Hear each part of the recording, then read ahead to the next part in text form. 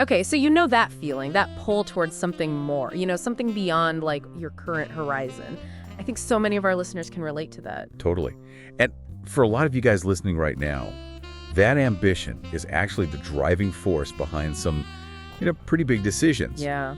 But before you're like wandering new streets or settling into a different classroom, there's this crucial first step that could feel a little bit like a maze. Yeah. And that's understanding and then applying for a visa. Not of visas. Yeah, and that's exactly what we are diving into today. Yes. We've gathered up a whole bunch of information, and we're going to be really looking deep into what actually makes a visa application tick. You know what I mean? Think of this deep dive as your shortcut, your guide, to making that whole process feel way less like a hurdle and more like just a manageable step in your exciting journey, to a new country. I love that. Our goal is very straightforward. Yeah. We just want to take the often super complex world of visa applications and distill it down to the absolute essentials for you guys. Yeah, and just make it easy. Exactly. Yeah. We want you to finish this deep dive feeling informed, but also genuinely empowered. Totally. With practical insights that you can actually use. Yeah, so let's start with the super basic question many of you might have. What exactly is a visa? It sounds like just this official piece of paper. It is a very important piece of paper. Right. It's essentially official authorization granted by a country's government that allows you to enter its borders, for a specific purpose and length of time. I see. You can think of it as their official stamp of approval saying yep, you're good to come here to study, work, visit, or even transit through. It's not just a formality, right? For just any international trip. It's especially relevant if you're looking at a longer stay. Right. For things like going to school in another country or even taking a job abroad.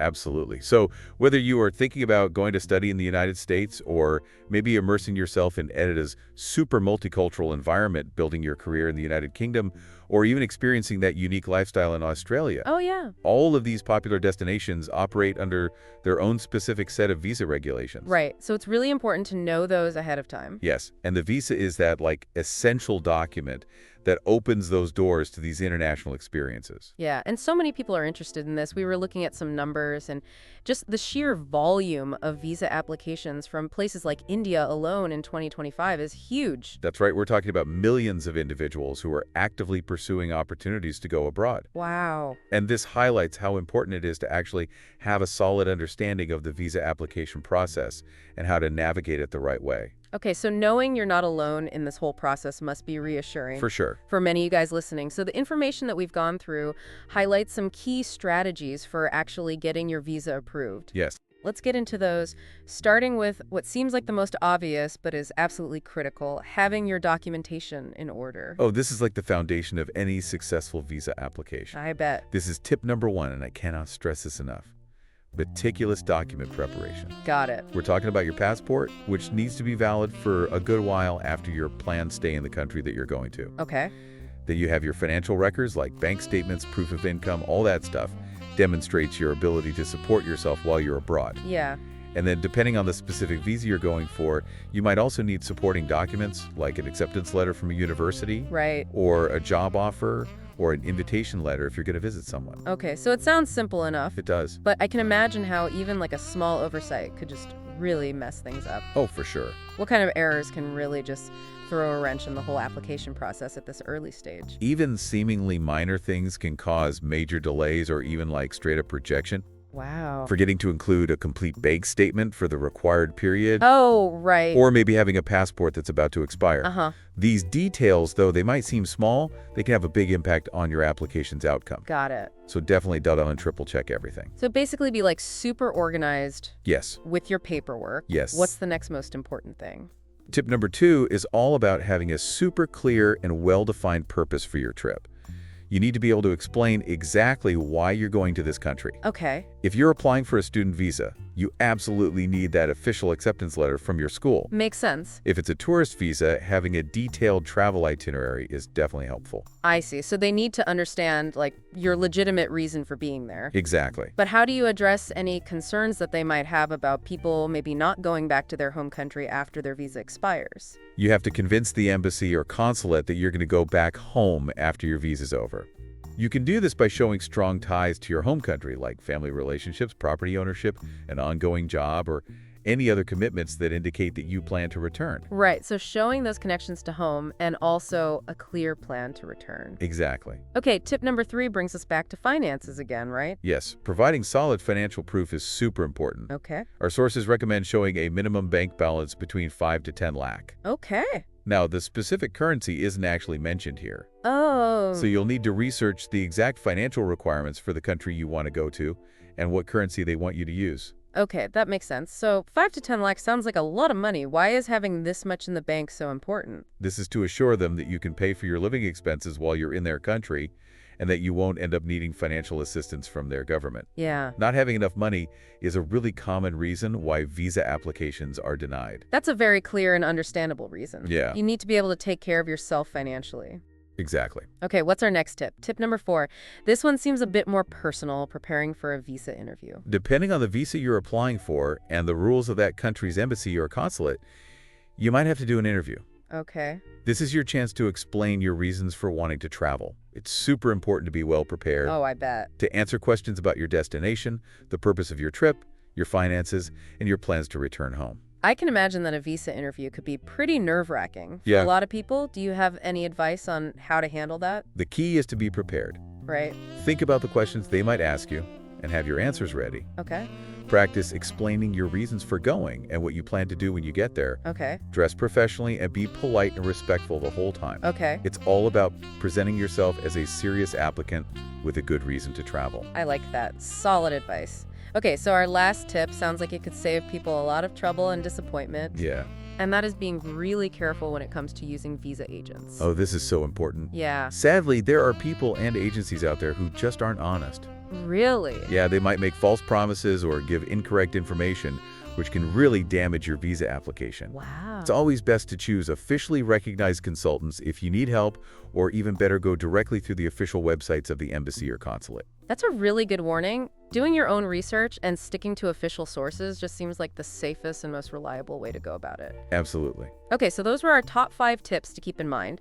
Now let's talk about some of the popular visa types that we're seeing trending in 2025. Okay. Student visas seem to be a big one. Yes, Canada and Australia are really popular destinations for students. You'll usually need to prove your English skills with a test like IELTS, Right. and you'll need that acceptance letter from a recognized school. Okay, so for those of you listening who are dreaming of maybe taking a vacation and exploring a new place and experiencing a new culture, Yes. what are some of the most common visas that people use for traveling? For tourist visas, Dubai and Thailand are often considered to be relatively easier to get into. Oh, that's good to know. The information we have says to budget around 2 to 3 lakh for these trips. Okay. But remember, that might be in a different currency, so you'll need to double check the actual cost for your trip. Okay, so maybe some easier options for those looking for a more relaxing trip. Now, for people who want to work abroad, what kind of visas should they be looking at? We're seeing a big demand for work visas in countries like the UK and Germany. Mm-hmm. The main thing you'll need is a formal job offer from a company in that country. Right. This proves that you have a job waiting for you and a good reason to apply for the visa. In the UK, for example, they have the skilled worker visa, which is for skilled workers who have a job offer from an approved employer. That makes sense. You generally need a job offer to get a work visa. We've also seen a lot of talk about what people call high-demand visas, like Canada PI and the USA's H-1B visa. What's up with those? These are super competitive visas. Oh, I bet. Canada's permanent residency program and the US H-1B visa are for skilled workers, and they attract tons of applicants from all over the world. The basics we've talked about, having all your documents and a clear purpose, those are still super important. Got it. And because there are so many people applying, you have to be really patient. Canada has something called the Express Entry System, which they use to manage a lot of their permanent residency applications. Okay, so with these really popular visas, it's not just about doing everything right, Right. but you also need to be prepared to wait a while. Exactly, and the information we have says it can take up to 6 months, Wow. especially if you make any mistakes on your application. So it's really worth it to be super careful and get it right the first time. 6 months is a long time to wait, It is. especially if your mistake causes more delays. Yeah. So it's really important to be accurate from the start. Totally. Okay, so we've talked about a lot in this deep dive. We have. Let's go over the key points for anyone listening who is thinking about starting this visa application journey. So we talked about how a visa is that official permission to go to another country for reasons like going to school, getting a job, or just being a tourist. We then went through our top 5 tips for a successful application, making sure you have all the right paperwork explaining why you're going, providing proof that you can support yourself financially, getting ready for a possible interview, and being very careful with visa agents. Right. Then we talked about some of the most common visa types that are popular in 2025, like student visas for Canada and Australia, tourist visas for places like Dubai and Thailand, work visas for the UK and Germany, and the high demand for programs like Canada PR and the US H-1B. So it seems like even though applying for a visa can feel kind of complicated and a little scary at first, Yeah. with the right information planning and preparation, Yes. it's definitely doable. Oh. And millions of people do this successfully every year to make their international dreams come true. It's not an impossible task. Nope. Just be organized, pay attention to the details, and be proactive with your research and preparation. Right. Getting a visa to travel, study, or work abroad is totally achievable. This diva dive has been super helpful. Good, I'm glad. It really breaks down what can often feel like a very confusing process.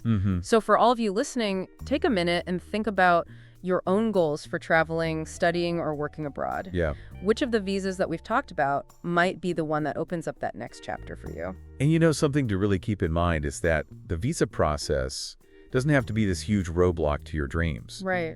Take that first step. Look into the requirements for the country and the visa you want. Yeah, And start planning those dreams of going beyond your borders. Don't have to just stay dreams. that's right. They can become reality. That's great advice. Thanks for joining us today. Thanks for having me. And to all our listeners out there, keep reaching for those stars. Absolutely. And we'll catch you in our next deep dive. See you then. Bye, everyone. Bye.